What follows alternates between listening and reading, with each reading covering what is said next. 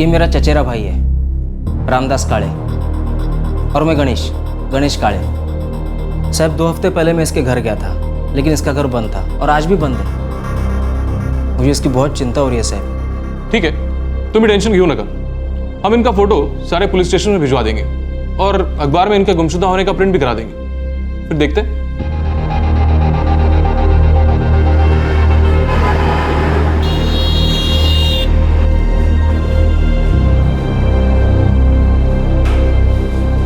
निर्मला वाघ मेरी आई, वो प्रॉपर्टी के मामले को लेकर बहुत परेशान थी। आई और मेरे बाबा शिरीष वाघ दोनों अलग हो चुके हैं और प्रॉपर्टी को लेकर उन दोनों में काफ़ी झगड़े भी होते रहते थे। कब से घर नहीं आई? 3 हफ्ते हो गए सर। कभी कभी वो अपने रिश्तेदारों के घर चली जाया करती हैं। आपने रिश्तेदारों की यहाँ पूछताछ की? सबके यहाँ पूछ लिया, वो किसी रिश्तेदार के पास नहीं गई है। अब तो मुझे डर लग रहा है। हमें 2-3 दिन का वक्त दीजिए, हम इन्हें ढूंढने की पूरी कोशिश करते हैं। नासिक के पास सिन्नर में रहने वाले रामदास काळे मई 2010 से लापता थे और पुणे की रहने वाली निर्मला वाघ नवंबर 2010 से लापता थी। गुमशुदा लोगों के बीच की सबसे दुखद कड़ी वो दर्द और परेशानी होती है जो उनके परिवार वालों को सहन करनी पड़ती है। उनकी किसी खबर का इंतजार करना या फिर इस सब के समापन का इंतजार करना। रामदास काळे और निर्मला वाघ के गुमशुदा होने की कहानी को समापन मिला, लेकिन 3 साल बाद। पर यह समापन बहुत ही अजीब तरीके से मिला।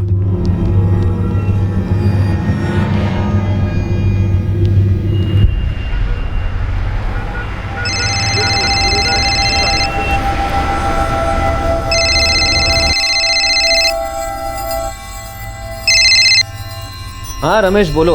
विजय साहब, एक पार्टी मिली है और प्रॉपर्टी खरीदने में बहुत इंटरेस्टेड है। अरे वाह, वेरी गुड। कब देखनी है जमीन उनको? परसों। उनका नाम किरण सालोंके हैं और कंस्ट्रक्शन के बिजनेस में है वो। ठीक है, मुझे टाइम बता दो जब उन्हें देखना हो। ठीक है सर, ठीक है, मैं आपको फ़ोन करता हूँ।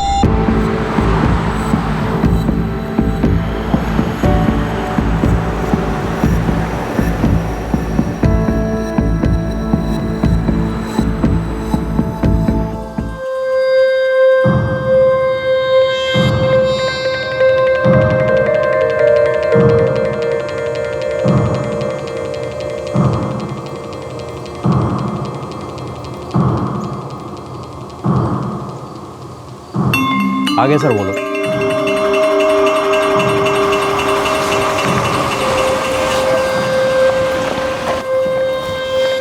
नमस्ते सर, आइए आइए। कैसे हैं? First class. Kiran Salonke ji, mister Vijay Tambat. Hi. Mrs Suvarna Tambat. नमस्ते। चलिए सर, देख लीजिए, आइए।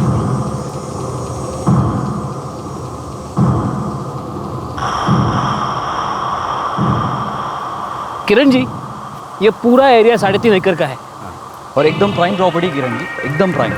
बहुत जल्दी डेवलप होने वाला है पूरा एरिया।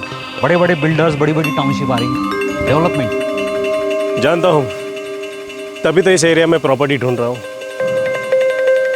चलिए आगे देखते हैं। श्योर।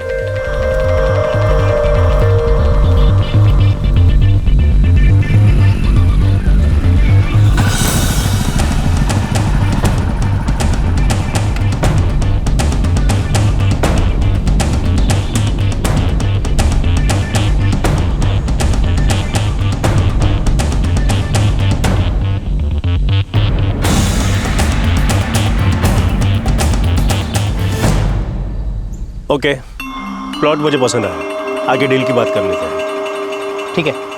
रमेश, तू तो जानता ही है कि मेरा डेली का काम है, मुझे इसकी पूरी नॉलेज है। हाँ सर, मैं तो सिर्फ इतना कह रहा हूँ कि ये प्रॉपर्टी बहुत अच्छी है सर, आप इसे हाथ से जाने मत दीजिए।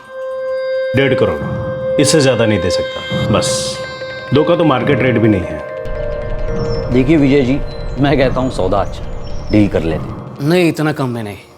क्या बोलती हो सुवर्णा?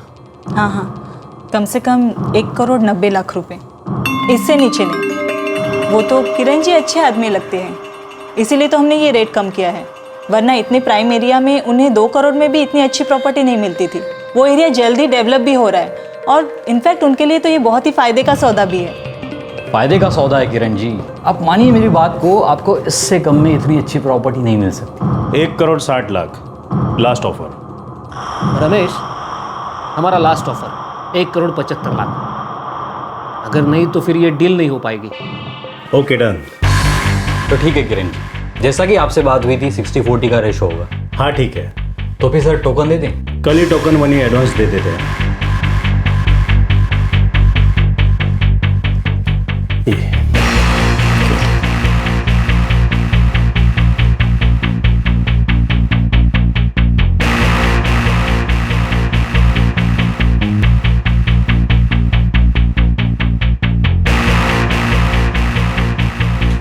कॉन्ग्रेचुलेशंस किरण जी।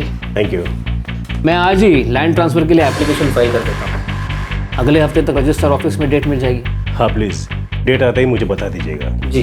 वैसे कल मैं अपने आर्किटेक्ट के साथ प्रॉपर्टी देखना चाहता हूँ। अब प्रॉपर्टी आपकी है, आप कभी भी वहाँ जा सकते हैं। Thank you. कांग्रेचुलेशन।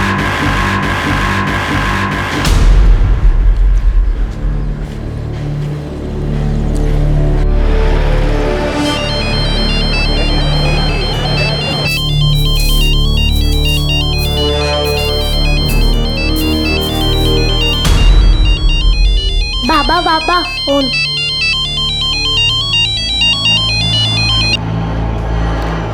हाँ रंजीत, गणेश बाबू, वो ज़मीन लगता है उसका सौदा होने वाला है। है? हाँ गणेश बाबू, कुछ 5 दिन पहले मैंने खुद वहाँ कुछ लोगों को देखा और सतीश ने भी बताया कि वो ज़मीन का सौदा होने वाला है। तू एक काम कर, जल्दी से पता लगा और मुझे बता कि ये सौदा कौन कर रहा है, ठीक है? हाँ गणेश बाबू, फ़ोन कर दो।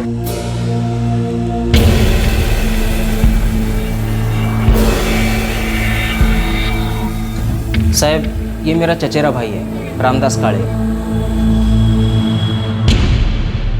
अगले हफ्ते तक वो प्लान रेडी हो जाएगा ना? जी किरण जी। ठीक है, जैसे प्लान रेडी हो जाए वो प्लान लेके अपने असिस्टेंट को मेरे ऑफिस में भेज देना। एक बार प्लान चेक कर लूँ, उसके बाद आगे काम शुरू करते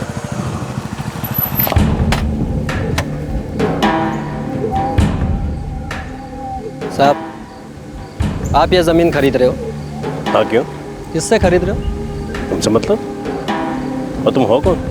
साहब, आप इस ज़मीन पे बहुत ज़्यादा पैसे दे रहे होंगे, लेकिन बाद में अगर इसका कुछ लफड़ा हुआ फिर आप क्या करोगे? ये ज़मीन मैं विजय तामट से खरीद रहा हूँ। वो एक वकील है और ये ज़मीन उनकी पत्नी सुवर्णा के नाम पे है।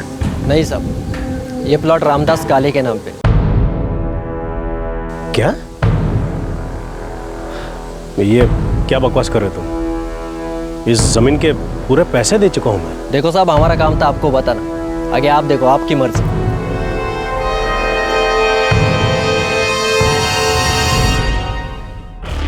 रामदास काले, वो आदमी जो सिन्नर से मई 2010 से लापता था, उस मिसिंग केस और इस जमीन के सौदे के बीच कोई ताल्लुक था? किरण जी, कौन रामदास का? सब बकवास है। तू बेकार में झूठी खबर फैला रहा है। ये देखिए जमीन के पेपर्स। ये देखिए ना, ये ज़मीन मेरे नाम पर है। हमने ये ज़मीन अक्टूबर 2010 में खरीदी थी। हमारे पास ज़मीन के रजिस्ट्रेशन के सारे पेपर्स हैं। अब तो आपको भरोसा हो गया ना? पेपर तो ठीक है, लेकिन आई होप आप समझ रहे होगे कि ज़मीन के मैं काफ़ी एडवांस दे चुका हूँ आपको। बड़ी रकम है और प्रॉपर्टी का मामला है, इसलिए मैं कोई रिस्क लेना नहीं चाहता। किरण जी, चिंता मत कीजिए। रजिस्ट्रार ने 23 अप्रैल की डेट दी है, परसों ही रजिस्ट्रेशन हो जाएगा। और मैं किसी भी उल्टी सीधी डील को हाथ ही नहीं लगाता। वकील हूं, एक फाइन प्रिंट भी मेरी नजरों से बच नहीं सकता।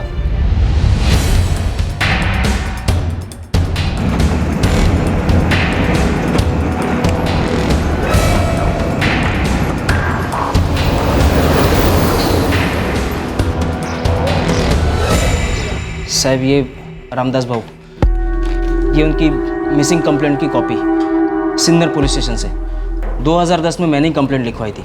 और ये इश्तिहार उनके लापता होने का।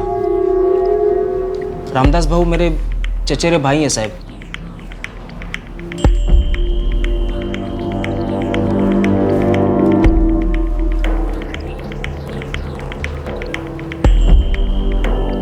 रामदास भाऊ सिन्नर में एक छोटा मोटा प्रॉपर्टी एजेंट था। 1996 में नासिक शहर के बाहर उन्होंने एक प्लॉट खरीदा था, सर्वे नंबर 141/26। पेपर में इतने सारे इश्तिहार दिए, फिर भी रामदास को कुछ पता नहीं चला? नहीं साहब, वो बीमार था, अकेले रहता था।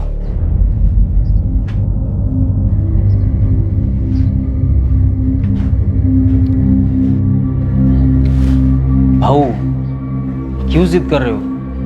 मेरे साथ पनवेल चलो। नहीं रे गणेश, मैं इधर ही ठीक है। भाऊ चलो मेरे साथ, अच्छे अस्पताल में इलाज करवाते हैं। मैं तो कहता हूँ ये ज़मीन बेच दो, इसी से अच्छा इलाज हो जाएगा। नहीं रे गणेश, उस जमीन के अलावा मेरे पास है क्या? देख, वो जमीन तो मैं तभी बेचूंगा जब मेरे पास कोई और चारा नहीं रहेगा। तू चिंता मत कर, मैं ठीक हूं।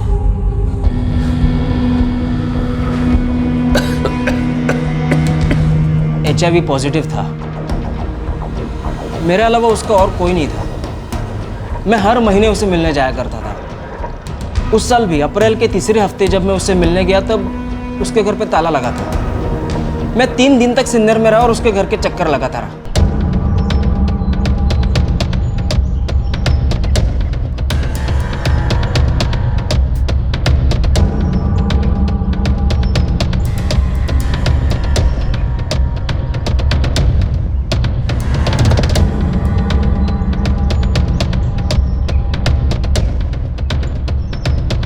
रामदास भाऊ को तो 2 हफ्ते से नहीं देखा।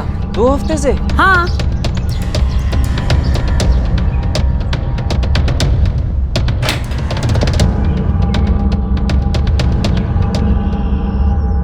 आखिरकार रामदास भाऊ के लापता होने की कंप्लेंट मैंने लिखवा दी, लेकिन पुलिस को भी वो नहीं मिला। ऐसा भी तो हो सकता है कि तुम्हें बताए बगैर रामदास ने वो जमीन बेच दी। नहीं साहब, ऐसा हो ही नहीं सकता।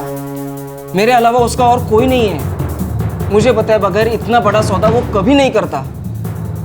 जरूर उसके साथ कुछ हुआ है साहब। ठीक है, हम लोग पता लगाने की कोशिश करते हैं। रजिस्ट्रार के ऑफिस में लेटर भेजो। ये लैंड सर्वे नंबर 141/26 के बारे में पता करो। जी सर।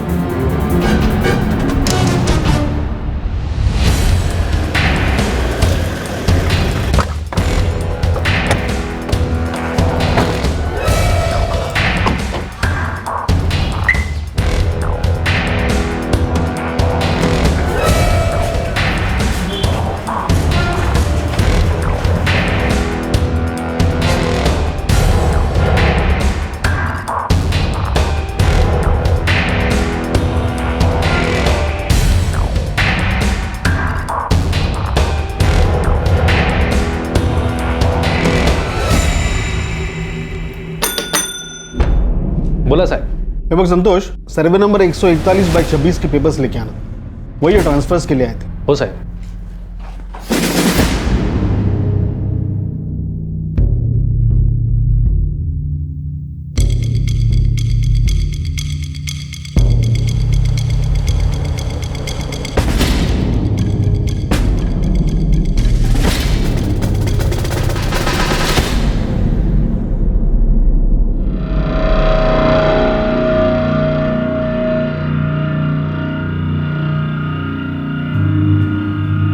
सुवर्ण तांबट तुमचं नाव आहे? जी जमीन आप ही के नाम? जी, मेरा नाम सुवर्णा तांबट है। मैं एक कंप्यूटर सॉफ्टवेयर कंपनी चलाती हूँ।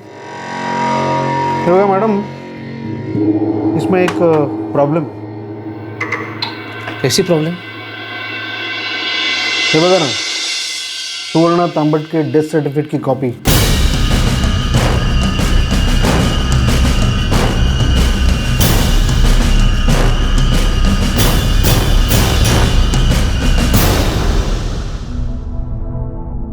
ये म्युनिसिपल कॉर्पोरेशन से है। हाँ, अंतिम संस्कार भी वहीं पर हुए। ये क्या बकवास है? विजय जी, ये काय चाललंय? देखिए सर, मैं यहाँ आपके सामने बैठी हूँ तो ये मेरा डेथ सर्टिफिकेट कैसे हो सकता है? आप प्लीज इन प्रॉपर्टी के पेपर्स में ये फोटोग्राफ देखिए प्लीज।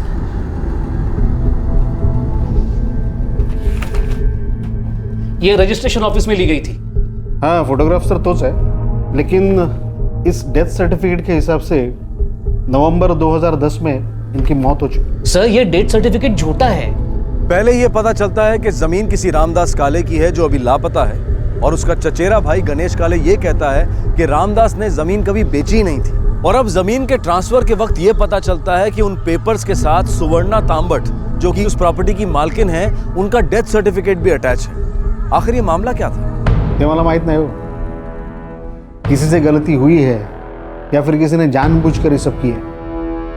देखिए, जब तक कोर्ट इस डेथ सर्टिफिकेट को रिवर्स करने का ऑर्डर नहीं देती तब तक ये डील नहीं हो सकती।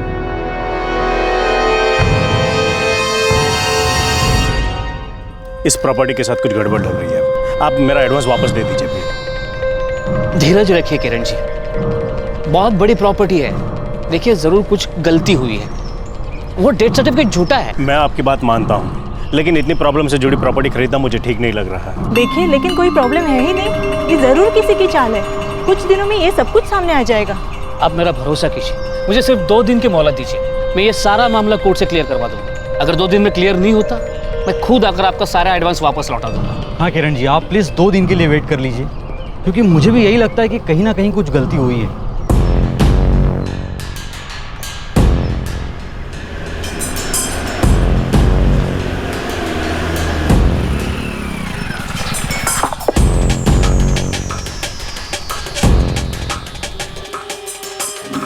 संतोष भाऊ, इस प्रॉपर्टी की डिटेल्स चाहिए। मंगेश भाऊ, मुझे 2 दिन का टाइम दे दो। अभी क्या है कि यहाँ पे बहुत सारा काम है। चलो मुझे 2 दिन के बाद भिजवा देना, लेकिन सारी जानकारी भिजवा देना। कुछ प्रॉपर्टी की ओनरशिप का लोचा है ये। ठीक है।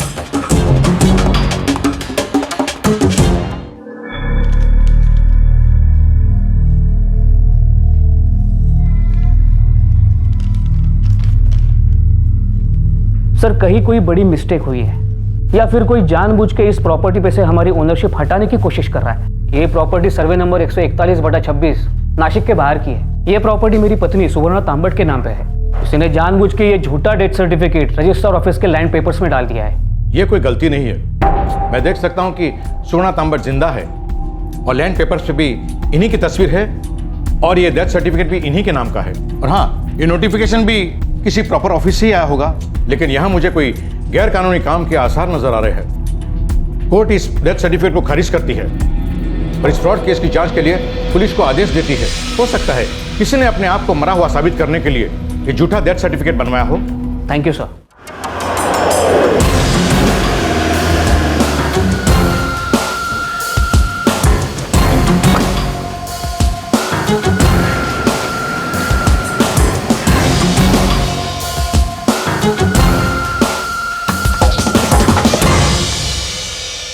म्युनिसिपल ऑफिस का सर्टिफिकेशन भी अटैच है।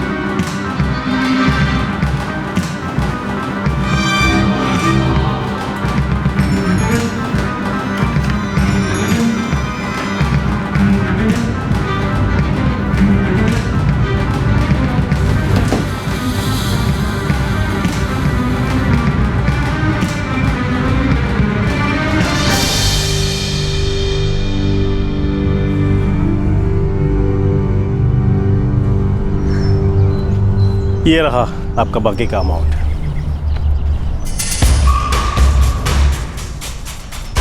Thank you Kiran ji. मैंने आपसे कहा था ना, थोड़ी बहुत तो प्रॉब्लम्स आती है, लेकिन आखिर में सब कुछ ठीक हो गया। Congratulations Kiran ji. Thank you Suvarna जी।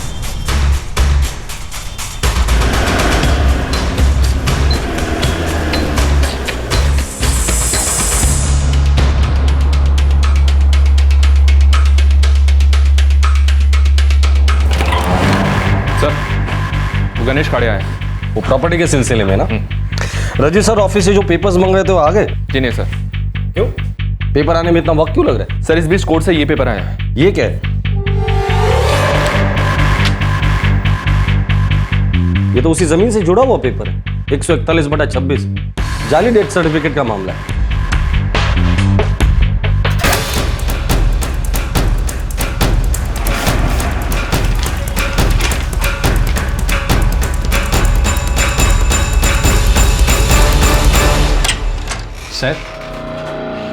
साहेब हे बघा, ये उसी 141/26 से जुड़ा कोई नया मसला है।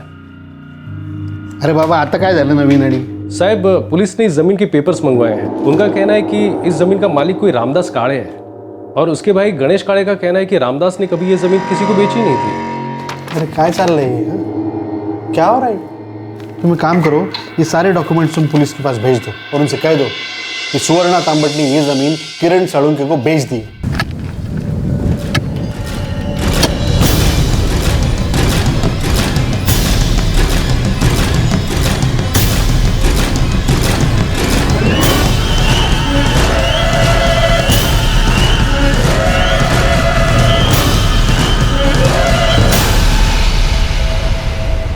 जमीन अब किसी और को ट्रांसफर हो चुकी थी। फिर उसी मामले की इन्वेस्टिगेशन भी शुरू हो गई। एक ऐसी इन्वेस्टिगेशन जिससे अब तक की सारी लापता कड़ियां जुड़ने वाली थी और जुर्म की कहानी सामने आने वाली थी। मुझे जैसे ज़मीन के बेचे जाने की बात पता चली थी तब से मैं आपसे कह रहा हूँ साहब, इस मामले की जांच करो। बहुत बहुत बड़ा लोचा है साहब। देखो गणेश, हम लोग जांच कर रहे हैं, बस प्रॉपर्टी के पेपर्स आने का इंतजार कर रहे हैं। और वैसे भी तुम्हारे कंप्लेंट के अलावा भी उस प्रॉपर्टी में और भी कुछ गड़बड़ है और हम सब इसका पता लगाने की कोशिश कर रहे हैं।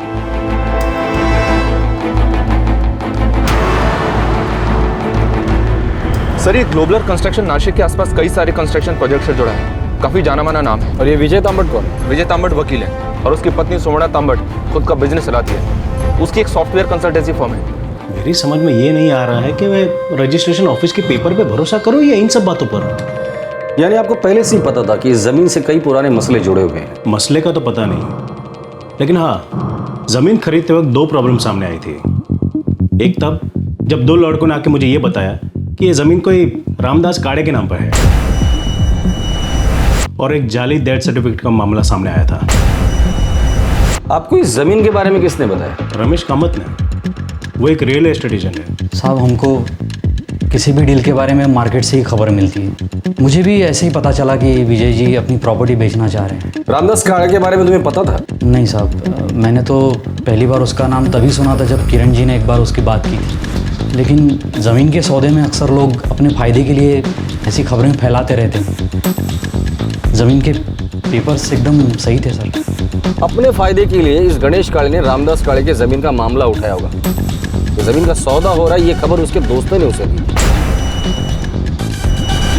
गणेश काळे ही वो आदमी जिसने अपने भाई की मिसिंग कंप्लेंट भी लिखवाई थी। सर, उसने ये भी कहा था ना कि उसका भाई रामदास काळे HIV पॉजिटिव था। कहीं ना कहीं कुछ तो गड़बड़ जरूर था। सर, वो जाली डेथ सर्टिफिकेट वो भी तो है। हो सकता है कि जमीन का सौदा रोकने के इरादे से उसे भेजा गया हो।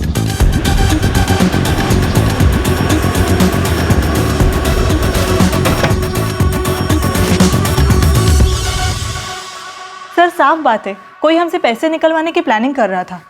उनका मकसद पूरा नहीं हुआ तो हो सकता है वो किरण जी को परेशान करे। आपने जमीन किससे खरीदी थी? जी, गजानन राजपुरे से।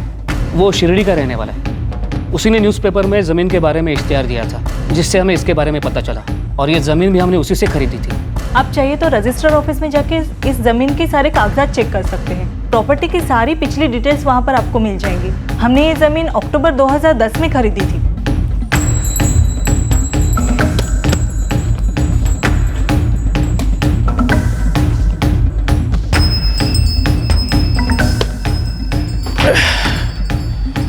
ये प्रॉपर्टी को लेकर इतनी मगजमारी हो रही ना, एक के बाद एक लोचा चालू है।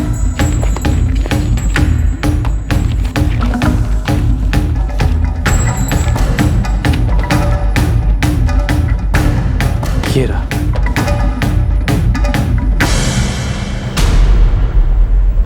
ग्लोबलर कंस्ट्रक्शन बड़ी कंस्ट्रक्शन कंपनी है भाऊ। और वो विजय तांबट वकील है।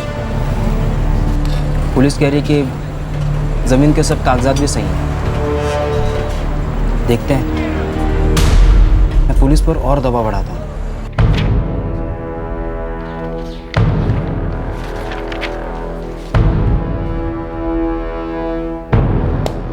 ये रहा। ये जमीन अक्टूबर 2010 में सुवर्णा तांबट ने शिरडी के किसी गजानन राजपुरे से खरीदी।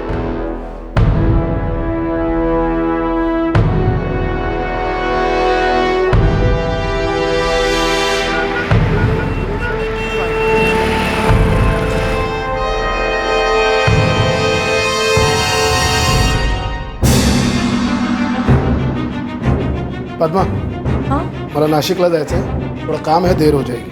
क्यों, अब क्या काम है? तो बोला ना काम है, हर बात तेरे को बतानी पड़ेगी.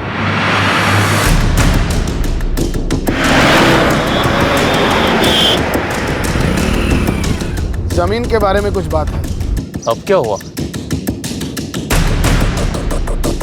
क्या मालूम, पुलिस ने बुलाया, बोल रहे थे कुछ पूछताछ करना चाहते हैं. अक्टूबर 2010 में तुमने सुवर्णा तांबट को जमीन बेची थी. वैसे तुमने ये जमीन किससे खरीदी थी? सिन्नर के रामदास काळे से साहब. साहब मैं भी किसान हूँ शिरडी में. रामदास काळे ने मेरे खेत के पास एक दूसरा खेत बेचा था, तो उसी से मेरे को पता चला कि उसके पास एक जमीन है जो वो बेचना चाहता है. तब 2010 में मैंने ये जमीन उससे खरीदी थी. बस ये गजानन राजपुर है. इनका कहना है 2010 में खुद रामदास काळे ने वो जमीन इन्हें बेची थी और इन्होंने वो जमीन अक्टूबर 2010 में ही सुवर्णा तांबट को बेची. अब तुम्हें क्या कहना है? साहब पण मेरा भाई रामदास काळे तो मई 2010 से लापता है. मैंने रिपोर्ट भी लिखवाई है, फिर भी उसका कुछ पता नहीं चला. और मुझे बताए बगैर वो इतना बड़ा कदम कभी नहीं उठा सकता. ये वही आदमी है जिसने तुम्हें जमीन बेची थी? नहीं साहब, ये कौन है? अरे काय चाल रहे है गणेश? तूने किसी गलत आदमी की कंप्लेंट तो दर्ज नहीं की थी ना? खरा खरा सांग, ये क्या नाटक चल रहा है? आई शपथ सांगता साहब, मैं ऐसे क्यों करूंगा. अब ये मेरा चचेरा भाई रामदास काळे ही है. साहब अगर मैं झूठ बोल रहा होता तो ये जमीन रामदास काळे की, ये भी तो झूठी होता ना साहब. साहब आप खुद ही देख लो, इसमें बहुत बड़ा झोल है साहब. इस दफ्तर में सब लोग एक ही जमीन के बारे में जानना चाहते हैं. सब लोग का एक ही काम रह गया है.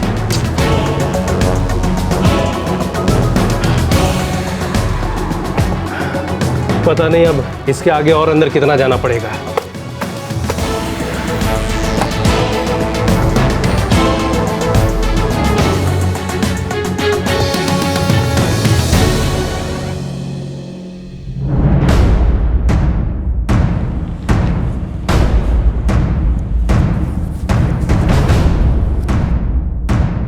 ये वो रामदास काळे नहीं जिसे गणेश काळे अपना भाई बता रहा था, तो फिर ये कौन है?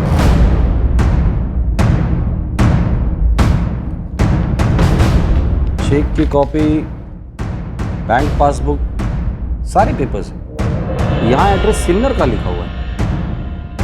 होय साहब, 13 प्रथम नगर सिन्नर. एड्रेस तो रामदास भाऊ का ही है. गणेश, कहीं तू हमारे साथ कोई नाटक खेलने की कोशिश तो नहीं कर रहा है ना? अगर ऐसा है ना तो लॉकअप में उल्टा लटका के सच बुलवाऊंगा तेरे से. नाही साहेब, अहो मी खरंच सांगतोय, ये जो एड्रेस है ना ये रामदास भाऊ का ही है. लेकिन इस फोटो में ये जो आदमी है ना ये रामदास भाऊ नहीं है. और ये बैंक अकाउंट ये पीपल्स बैंक का है, जबकि रामदास भाऊ का इस बैंक पे कोई अकाउंट था ही नहीं. उनका अकाउंट तो कॉमन ट्रस्ट बैंक में था.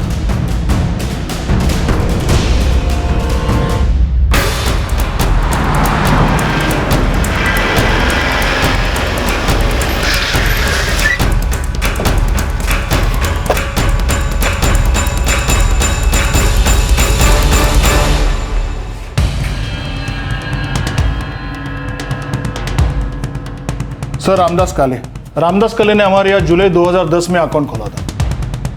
अकाउंट ओपन हुआ था जुलाई 2010 में और जमीन की डील हुई थी अगस्त 2010 में. सर हो सकता है ये अकाउंट सिर्फ इस डील के लिए खोला गया. मुझे इस अकाउंट के सारे पेपर्स चाहिए. Okay sir.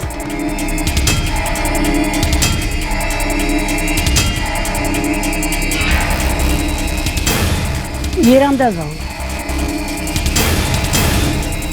यही है रामदास भाऊ. मैं इनके भाई गणेश को भी जानता हूँ. रामदास भाऊ बीमार थे, मई 2010 में वो अचानक गायब हो गए. इसका मतलब है गणेश काळे सच बोल रहा था. ये जरूर किसी फ्रॉड का मामला है. ये नकली रामदास काळे ने ये जमीन गजानन राजपुरे को बेची. उसने वो जमीन सुवर्णा तांबट को बेची. फिर सुवर्णा तांबट ने वो जमीन किरण साळुंके को बेची. और इन सब के बीच सुवर्णा तांबट का वो जाली डेथ सर्टिफिकेट भी है. असली रामदास काळे गायब है और किसी की मौत का नकली सर्टिफिकेट निकाला गया. जरूर इसके पीछे कोई मास्टरमाइंड है. जल्दी से ये चाबी मकान मालिक को लौटा के आ और मेरे को गली के बाहर मिल. हाँ? पण आपण कुठे चाललोय? अरे तू पहले लौटा के तो आ, आज मैं बस स्टॉप पर सोचेंगे. हाँ? हाँ चल लवकर जा. हो.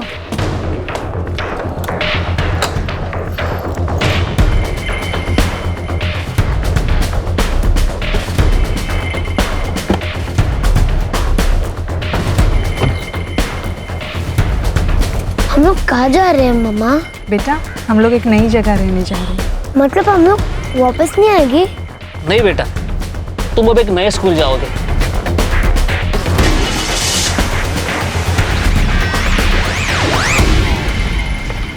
हाँ रंजीत बोल। भाऊ जमीन पे रोज कुछ नाप तोल का काम चल रहा है। अच्छा, लेकिन वहां पर अभी तो कुछ काम तो शुरू नहीं किया है ना? नहीं भाऊ। ठीक है, मैं कुछ सोचता हूँ। कमिंग। सर, ये अच्युत सर ने सर रिवाइज प्लान भेजे हैं, ये देखिए सर।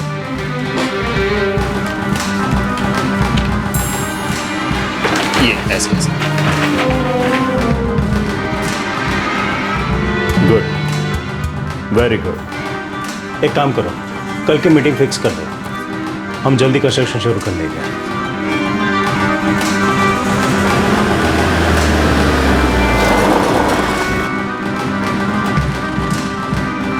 साहब, वो तीसरी गली में दूसरा घर अभी है घर पे? हाँ साहब। चलो।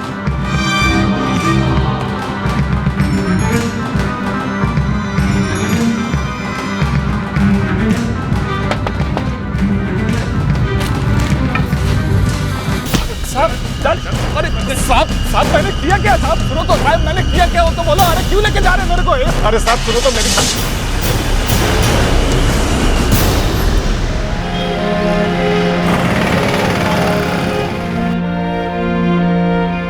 2 साल बीत चुके हैं, लेकिन अभी भी पुलिस को आई के बारे में कुछ भी पता नहीं चला।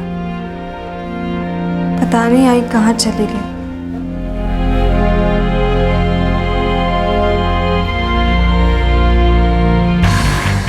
माझं नाव महेश राजपुरे है साहब। राजपुरे? गजानन राजपुरे का रिश्तेदार है क्या तू? ओह साहब, मैं उसका दूर का रिश्तेदार है। असली रामदास काळे कहाँ है? मालूम नहीं साहब, मेरे को तो नकली रामदास काळे बनने का पैसा मिला था। किसने दिया था पैसा? गजानन ने? ओह साहब, ये गजानन किसके लिए काम करता है? माहिती नहीं साहब, मेरे को नहीं मालूम। बस वो लोग ने मेरे को बोला था कि मेरे को कुछ नहीं होगा। वो कोई वकील साहब है, वो सब संभाल लेगा सर। वकील? कौन वकील? माहिती नहीं साहब, मेरे को कुछ नहीं मालूम सर। सर,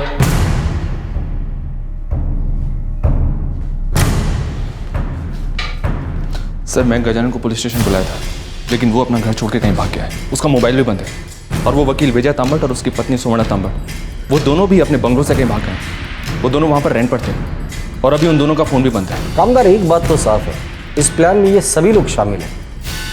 पर समझ में नहीं आ रहा ये मामला है क्या।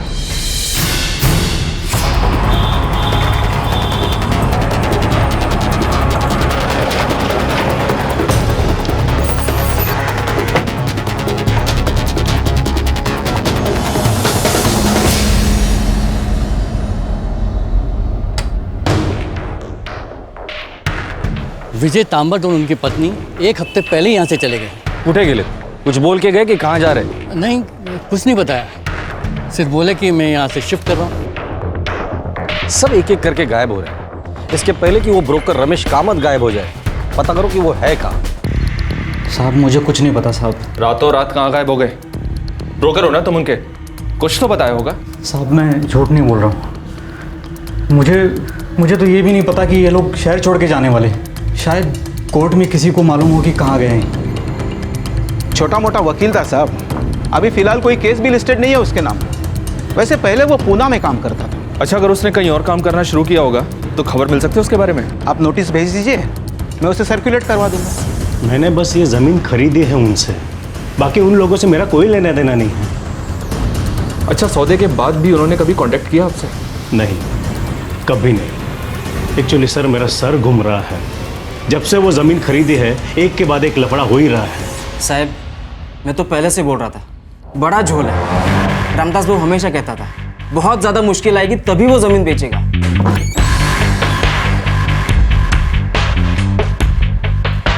गणेश काळे आता बग, इस जुर्म की कबर खोद के रखूंगा। जहां से शुरुआत हुई थी ना, वहीं से।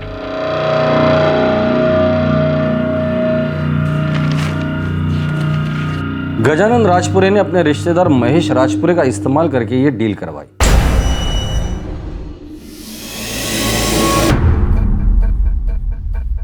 फिर गजानन ने यह जमीन बेची सुवर्ण तांबट को और विटनेस जयदेव कुमार। और अब सबके सब लापता हैं, सबके फोन भी बंद हैं। एक बात समझ में नहीं आ रही, ये सुवर्ण तांबट का डेथ सर्टिफिकेट बीच में कहां से आ गया? ये म्युनिसिपल कॉर्पोरेशन पुणे का है सर, कोरेगांव पार्क की शमशान भूमि से मिला था।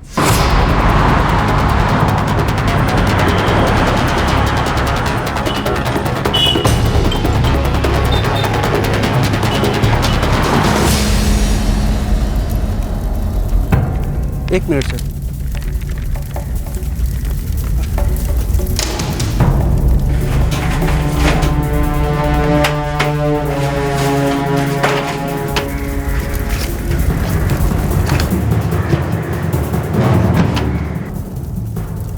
सुवर्ण तांबट। सुवर्ण विजय तांबट 123 विद्या कॉलोनी कोथरूड पुणे। सर इस अंतिम संस्कार का भी एक गवाह है, योगेश यादव। मतलब सच में किसी का तो अंतिम संस्कार हुआ है। ये केस जितना दिखता है उससे कई ज्यादा गहरा और सीरियस है। ये केस अब और भी गहरा होता जा रहा था। विजय तांबट की पत्नी सुवर्णा तांबट के नाम पर एक औरत का अंतिम संस्कार किया गया था और दूसरी तरफ था रामदास काले, जो अब भी गुमशुदा था।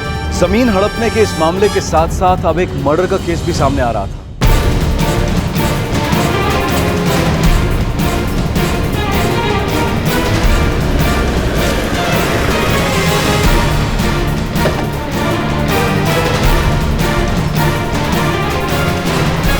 सर हम तो अभी अभी यहाँ शिफ्ट हुए हैं। हमारे पड़ोस में शिरोडकर जी रहते हैं, बहुत सालों से रह रहे हैं। आप उनसे जाकर पूछिए।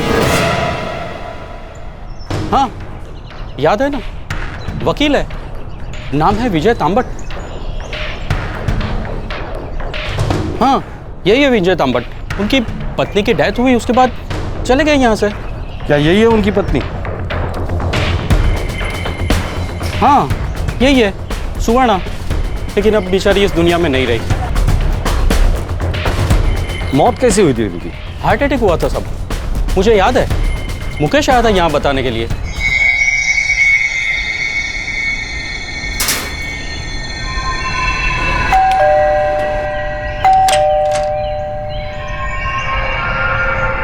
सुन के शौक लगा साहब, वो 40-42 साल की होगी।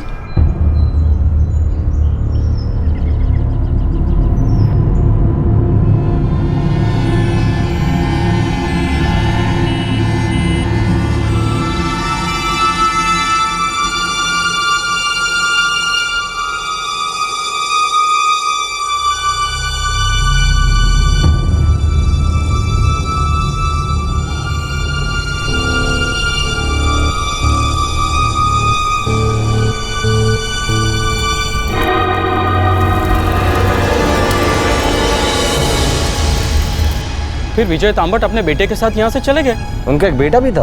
हाँ, हालांकि तब वो यहाँ नहीं था जब उसकी माँ की मौत हुई। उस वक्त कहाँ था वो? पता नहीं साहब, लेकिन आप ये सब क्यों पूछ रहे हैं? हुआ क्या है? शिरोडकर जी, सुवर्णा तांबट जिंदा है, तो हम ये सोच रहे हैं कि अगर सुवर्णा तांबट जिंदा है तो उस दिन किसकी लाश का अंतिम संस्कार किया था? क्या बात कर रहे हैं साहब? हाँ गोविंद बोल, कोई खबर? साहब वो जयदेव कुमार यहीं है। नासिक में? हो साहब, एक चोल में रहता है, मैंने उस पर नजर रखी हुई है साहब। बात समझ में नहीं आ रही, कोई वकील अपने बीवी को मरा हुआ क्यों साबित करना चाहता है? कोई लफड़ा होगा सर, जिस पे पर्दा डालने के लिए सारा नाटक किया होगा। और फिर डेटाबेस से वो डेथ सर्टिफिकेट सब जगह सर्कुलेट हुआ होगा। वही नासिक के रजिस्ट्रार ऑफिस गया जहाँ सुवर्ण तांबट के नाम पे जमीन। इस सुवर्ण तांबट की डिटेल कुंडली निकालो, जरूर कुछ तो चक्कर है, तभी तो उसके नाम का जाली डेथ सर्टिफिकेट बनवाया है।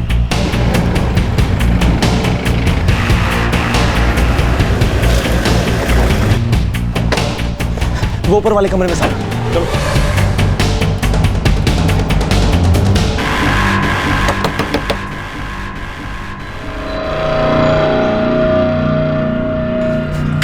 जयदेव, जयदेव रोक, पीछे से पकड़ो उसे।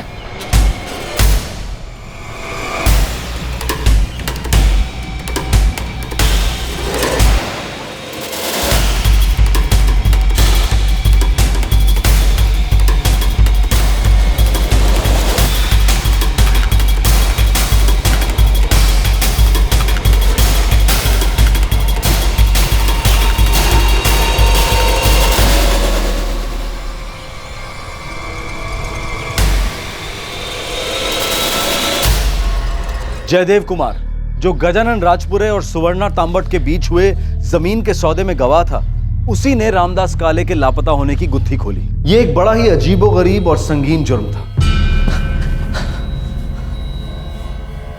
अभी अगर तूने नौटंकी की और बोला कि तुझे कुछ नहीं पता, तो मैं कुछ नहीं बोलूंगा, फिर ये बोलेगा। साहब मैं सब सच बता रहा है साहब। जब तक तू सच बोलेगा तब तक मेरा डंडा चुप रहेगा, वरना साहब मैं बताता हूँ साहब ये गजानन और रामदास काले दोस्त थे। रामदास ने उससे 3 लाख रुपया कर्जा लिया था साहब।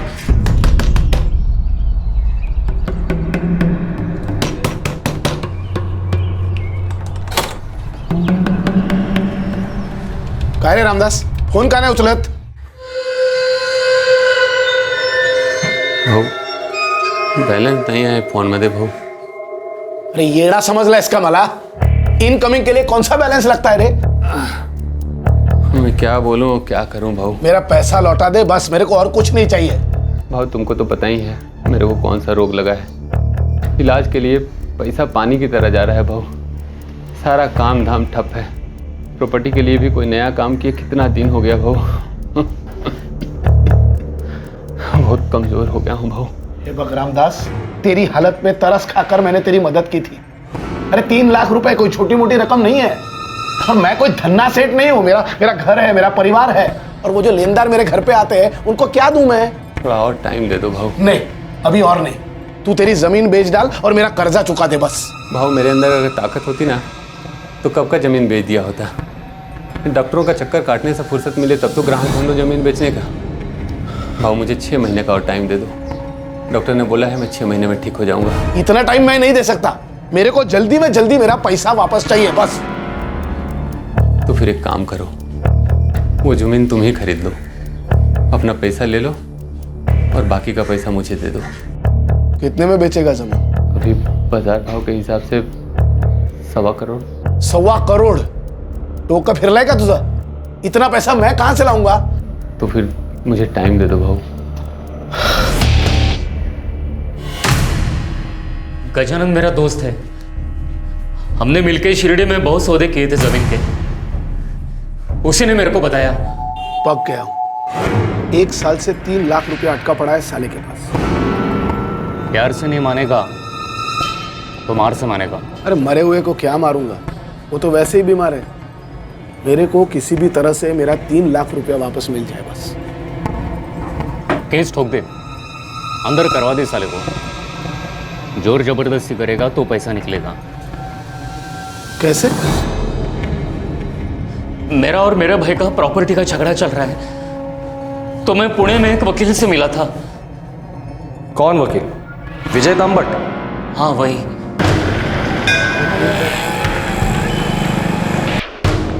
क्या रेट बोला है प्रॉपर्टी का उसने? 1 करोड़ के ऊपर बोल रहा है।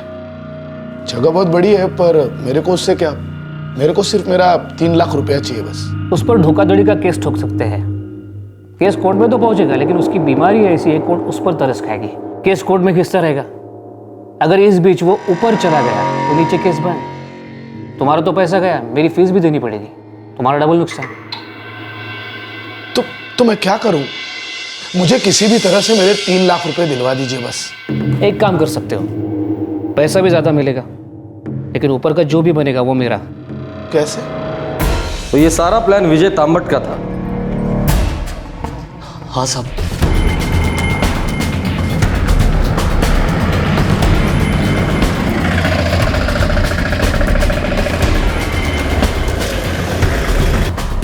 ये आज बस रामदास।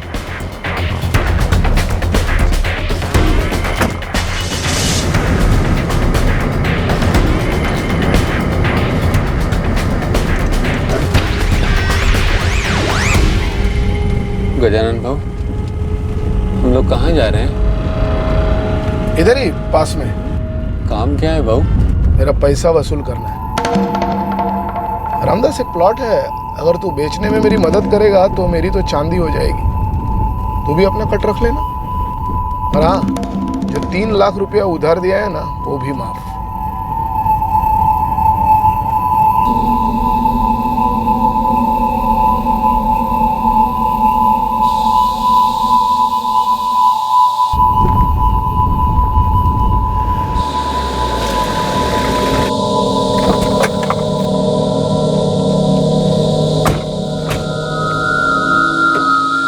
ये बाहर ही।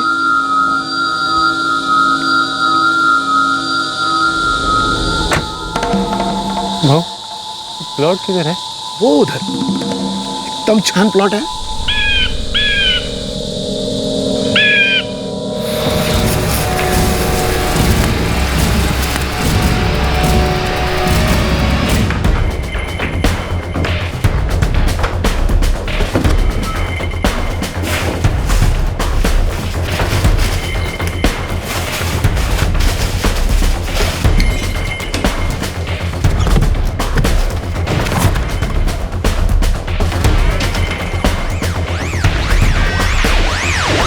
तेरे को कुछ नहीं करना है, आकर सिर्फ साइन करना है और रुपया ले जाना है।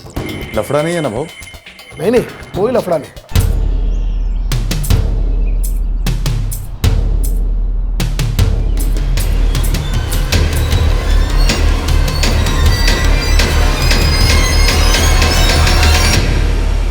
इसके लिए रामदास काळे के नाम का बैंक अकाउंट खोलना होगा। उसी नाम की आईडी की जरूरत पड़ेगी प्लॉट के सौदे के टाइम।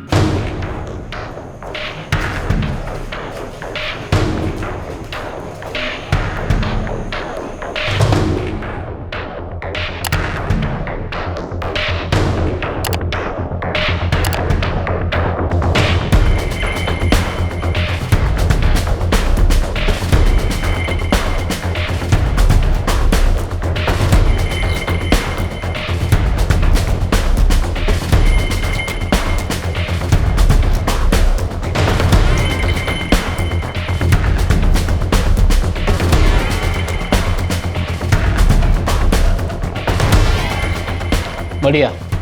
अब अगला प्लान, 2 महीने के बाद ये प्लॉट तुम मेरी पत्नी सुवर्णा को बेच दो। मैं तुम्हें 15 लाख रुपए दूंगा, जो तुम आपस में बांट लेना।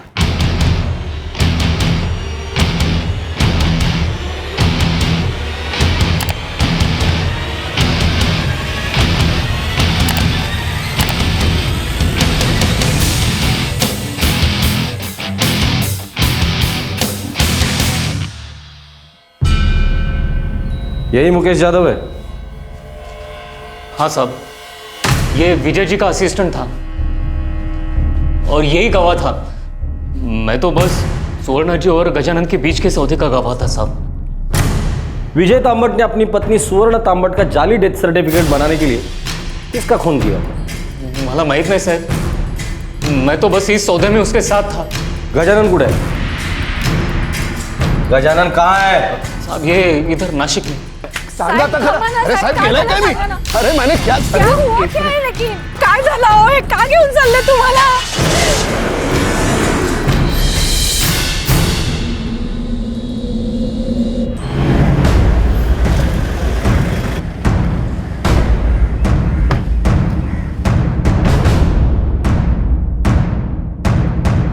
सर, अप्रैल 2010 में घाट में हमें एक लाश मिली थी। ये उसके पेपर्स है सर। सारे पुलिस स्टेशन में खबर दी थी, न्यूज़पेपर्स में भी खबर डाली थी। ऐसे कोई चूक सकता है? गणेश काळे से इसकी शिनाख्त करानी होगी।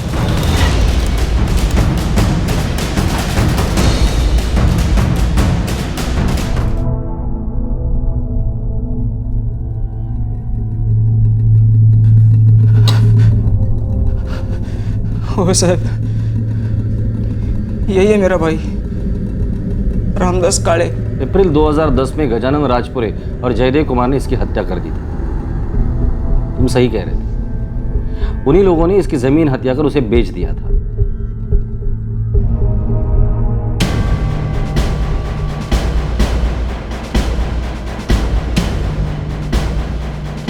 काम बंद करो साइड पर। काय पनोती लागली आहे।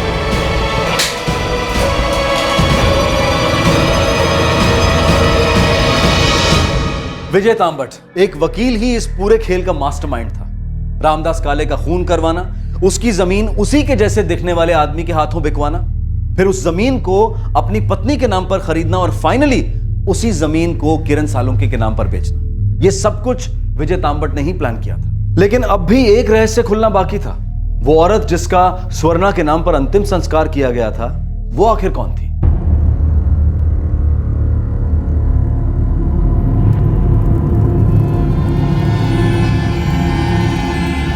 सर ये सुवर्णा तांबट कानपुर से है। ये वहां पर एक इन्वेस्टमेंट स्कीम चलाती थी।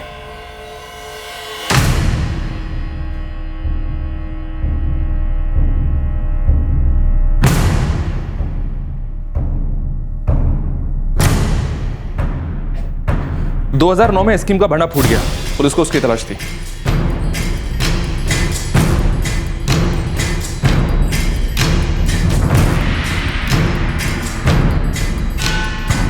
ये सुवर्ण तांबट भी 420 लगती है। जी हाँ सर।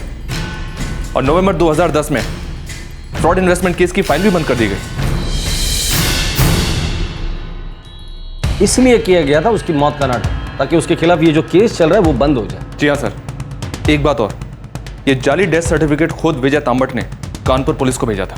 जी हाँ, हमने सुवर्णा तांबट के खिलाफ वारंट जारी किया हुआ था। पुलिस ने लुकआउट नोटिस भी जारी किया, लेकिन नवंबर 2010 में उसके पति ने डेथ सर्टिफिकेट भेजा। थैंक यू श्रीवास्तव साहब। अगर हमें कुछ और डिटेल्स की जरूरत हुई तो मैं आपको दोबारा फोन करूंगा। सारा प्लान उसने बनाया, गजानन को रामदास का खून करने के लिए भड़काया ताकि उसकी जमीन पे वो कब्जा कर सके, और खुद की बीवी का क्रिमिनल केस बंद करवाने के लिए भी उसने किसी के मर्डर का प्लान किया होगा। और जो उसने पुणे में किया होगा, हो सकता कि वो भी कोई गुमशुदा औरत हो। सुवर्णा का जो फोटो कानपुर से आया है, उस फोटो को स्टेट के हर पुलिस स्टेशन में फैक्स करवा दो, महाराष्ट्र के बाहर भी भिजवा दो।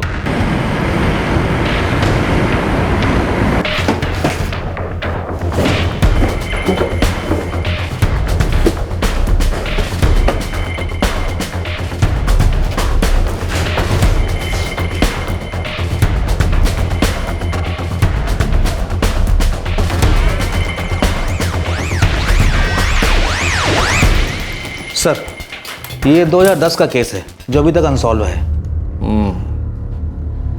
निर्मला वाघ, उम्र 48। सर,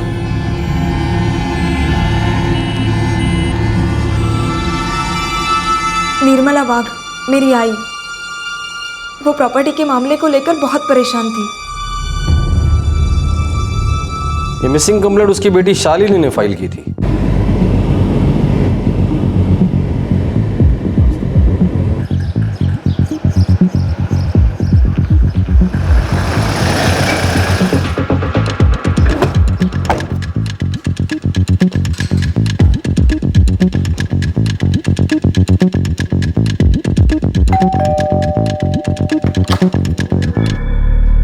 शालिनी? जी हाँ, मैं ही हूँ शालिनी। मेरे आई का कुछ पता चला इंस्पेक्टर? कहीं मिली वो आपको? जी नहीं। फिर आप यहाँ कुछ बताने आए हैं? आप किसी विजय तांबट नाम के आदमी को जानती है? विजय तांबट? हाँ, वो आई के वकील थे। आई जब लापता हुई तो मैं उनसे मिलने भी गई थी। नहीं शालिनी, निर्मला जी तो यहाँ आई नहीं। क्यों, क्या हुआ? वो एक हफ्ते से घर नहीं आई है, किसी रिश्तेदार के यहाँ भी नहीं है। पता नहीं आई कहाँ चली गई।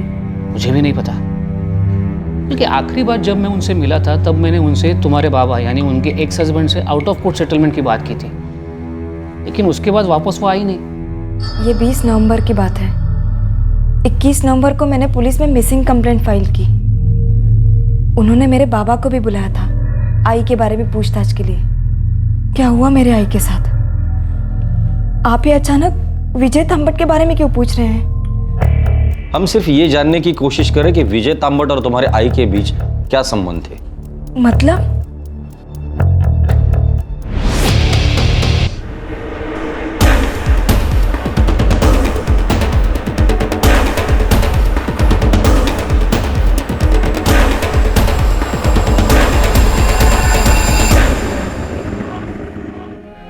कानपुर में विजय तांबट के बीवी के खिलाफ केस चल रहा था। उसे बंद करने के लिए विजय तांबट ने अपनी बीवी के मौत का नाटक किया। हमें शक है कि शायद इसीलिए विजय तांबट ने तुम्हारे आई की हत्या की होगी। और मैं सारे वक्त अपने बाबा को ही गुनहगार मानती रही।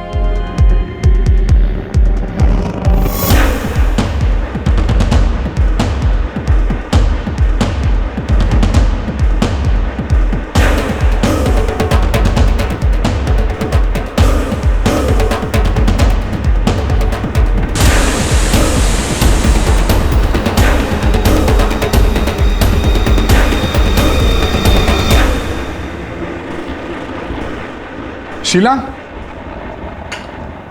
शीला, क्या हुआ? हे बग,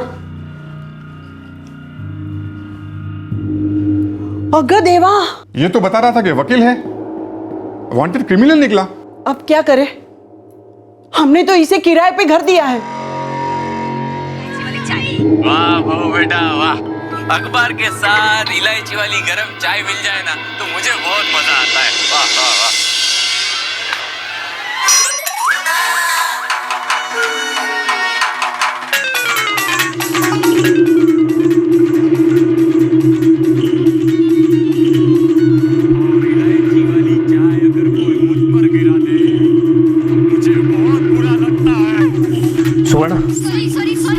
ये देखो। सॉरी, हम लोग ने जानबूझकर नहीं किया। तो क्यों किया? क्योंकि आपने कहा।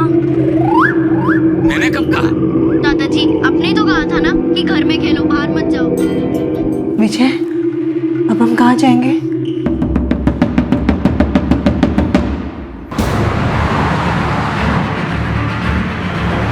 सर, मुंबई पुलिस उनके घर पहुंच रही है।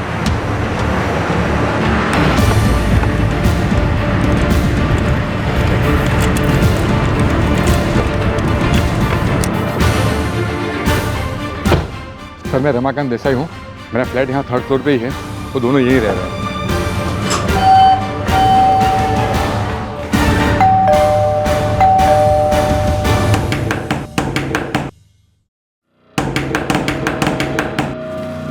विजय, बाहर पुलिस है। उसका डर था वही हो गया। रमाकांत भाई ने अखबार में पढ़ लिया होगा।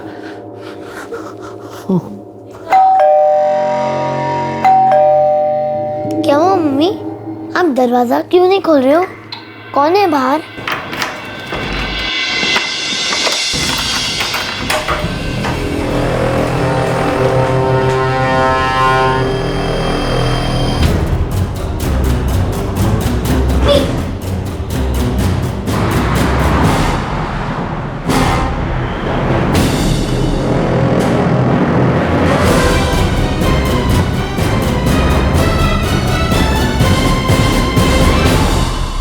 तुम्हारे हर जुर्म का काला चिट्टा है मेरे पास।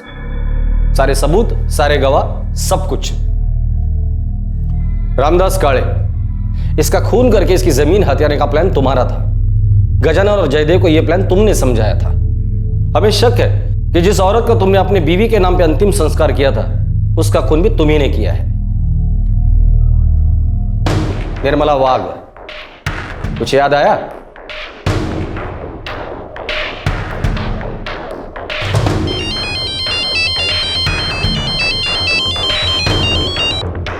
हेलो, विजय तामत बोल रहे हैं। आप कौन? मैं कानपुर पुलिस से बोल रहा हूँ। Hello hello hello. Kanpur police से फोन था। हाँ, हमें इस चक्कर से निकलना होगा। आखिर कब तक हम हमारे मोबाइल नंबर और ठिकाने बदलते रहेंगे?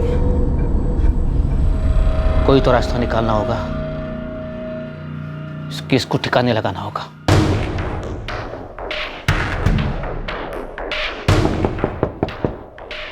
रामीन, अरे निर्मला जी आइए। विजय जी, और कितना समय लगेगा केस को दर्ज कराने के लिए? निर्मला जी देखिए, आखिर वो आपके पति थे। मेरी सलाह तो ये होगी कि आप दोनों कोर्ट के बाहर समझौता कर लो। नहीं करना है मुझे उससे समझौता। वो मुझे फूटी कौड़ी नहीं देगा। क्या इस सिलसिले में मैं उनसे या उनके वकील से बात करूं? और मुझे समझौता नहीं जमा तो? फिर तो कोर्ट का दरवाजा हमेशा के लिए खुला है। लेकिन मेरा मानना ऐसा है कि पहले हमें कानूनी चक्कर से हटकर कोशिश करनी चाहिए। अगर नहीं कुछ हुआ तो करेंगे तैयारी कोर्ट का दरवाजा खटखटाने की। मुझे जमीन जायदाद पैसों से कोई लेना देना नहीं है। मुझे तो सिर्फ उसे सबक सिखाना है। मेरी जिंदगी हराम कर दी है उसने मेरी जिंदगी को इस हद तक बर्बाद कर दिया है कि कभी कभी सोचती हूँ कि मैं जिंदा हूं तो किस लिए। लेकिन मुझे जिंदा रहना है तो सिर्फ उसे सबक सिखाने के लिए। ठीक है, हम अगले हफ्ते मिलते हैं। तब तक मैं आपके पति या उनके वकील से मीटिंग करने की कोशिश करता हूं। और जमता है तो ठीक है, ये तो कोर्ट जाएंगे।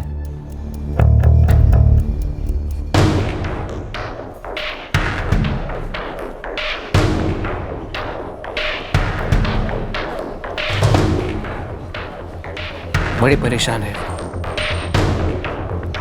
कई दिनों तक घर पर नहीं जाती, भटकती रहती है। एक बेटी है उसकी जो खबर रखती है, नहीं तो उसका दुनिया में कोई भी नहीं। अगर उसकी बेटी को पता चल गया तो? नहीं पता चलेगा। रामदास काले के बारे में अब तक पता चला, बस एक ही झटके में तुम्हारे खिलाफ सारी केस रफा दफा हो जाएंगे। अगले हफ्ते ऑफिस आ रही है।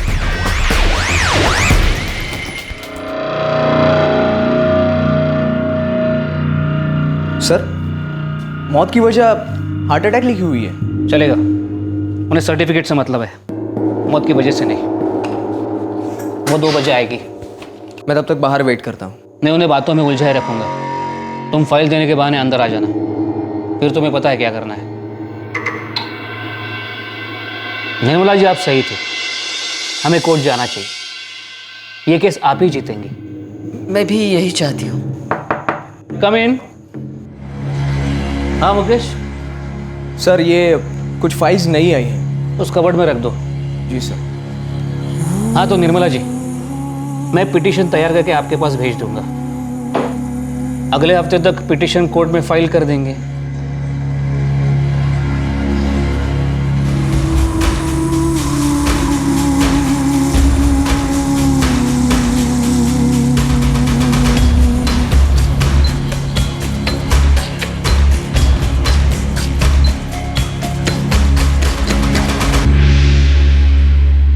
स्ट्रेंज, आप एक वकील हो और आप भी एक पढ़ी लिखी औरत हो।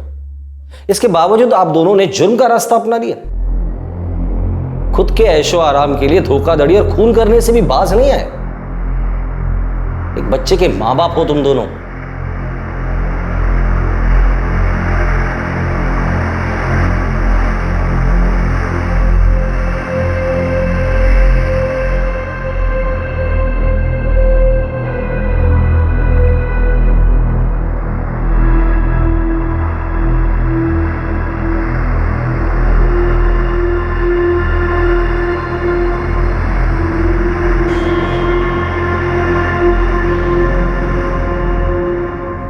पता नहीं क्या होगा। वो लोग तो पकड़े गए, लेकिन रामदास भाऊ की जमीन का क्या होगा पता नहीं। मुझे हमेशा लगा कि आई पागल हो गई, या फिर बाबा आपने कुछ। मुझे पता है बेटा, तुझे लगा कि मैंने ही तेरी आई के साथ कुछ कर दिया है। ये बात सच है, हमारी आपस में कभी बनी नहीं, एक दूसरे को तकलीफ ही दी है। लेकिन बेटा, मैं ऐसा कुछ करने की सोच ही नहीं सकता हूं।